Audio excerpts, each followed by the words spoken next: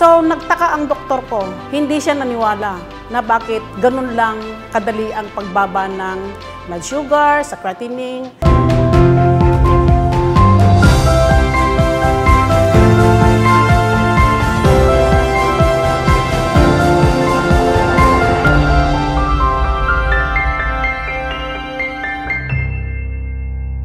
Hi, I'm Annabel Sobrevilla from Arengay, La Union. Nag-start ako nang nagkaroon ng diabetes since last year, 2022. Nasa trabaho ako noon. Parang nanghina ako na hindi ko alam. Nagugutom ako, na parang nauuhaw. Parang ang kati ng mga katawan ko na hindi ko nalalaman. Tapos, nagpa-check up ako ng August 20. And then, binigyan ako ng referral from lab. Nagpa-laboratory ako. Yun nga, doon ko nalaman na meron na pala akong diabetes. Yung blood sugar ko, 300.24 nung una. And then, yung pangalawa, yung creatinine ko is nasa 16. And then, sa dugo ko is 150/100. So, natakot ako noon. Natignan ng doktor ko yon na mataas lahat. Tinanong ko sa doktor ko kung bakit ang dami yung gamot na binigay sa akin. So, natakot ako talaga noon. So, umiyak ako ng umiyak na hindi ko alam. Kasi,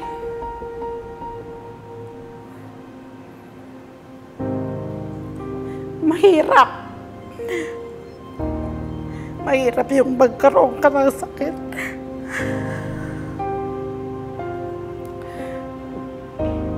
Kahit may pera ka, kung may sakit ka, hindi mo alam kung anong gawin mo. Natakot ako noon.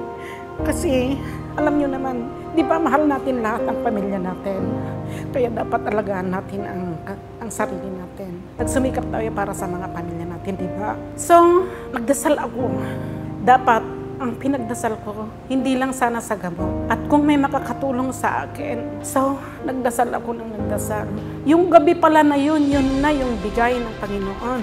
Yun pala yung nakikita ko doon sa cellphone ko, sa FB.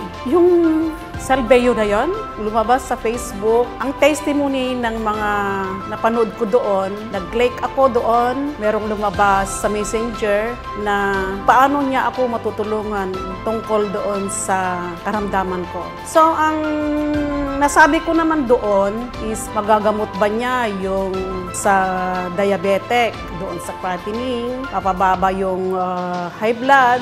So, nung nasabi niya na yon, sabi ko sa kanya kung totoong legit yan at nakakatulong sa mga may karamdaman, bakit hindi ko yan gamitin? So, trinay ko. Dumating yung order ko ng Salveyo, isang pouch lang. Ginamit ko yon, pinubos ko yon. Ang ginagawa ko, sa isang baso, 200 ml lang yung tubig na nilalagay ko, and then 3 scoop para masabi ko na mas efektibo yung ganun. And then, morning, lunch, before lunch, and evening. For almost 1 year na ako na nagtitake ng Salveyo. After na nagpa-check up ako at uminom ako ng Salveyo, bumalik ako sa doktor na nagpa-laboratory ulit. Tinignan namin yung resulta, naging 80.24, and then sa creatinine ko is 0.6, and then sa dugo ko is normal na, 120/80. So, nagtaka ang doktor ko. Hindi siya naniwala na bakit ganun lang kadali ang pagbaba ng blood sugar, sa creatinine. So, inulit nila yung pagkuha ulit sa lab ko. Wala namang binagbago, ganun pa rin. 80 pa rin, hindi siya tumaas. After 3 months, binigyan ulit ako ng referral para bumalik doon sa lab ko. Ganun pa rin.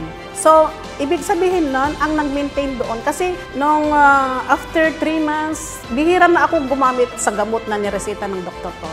Alin ang ginawa ko, sa Salveyo ako. Nung nalaman ng family ko, lalo na yung mga anak ko, ay pinatry ko sa kanila kung ito'y totoo. Kasi nag-aalangan sila sa akin, parang hindi sila naniwala na yung gamot ko, siya yung nagpagaling sa akin.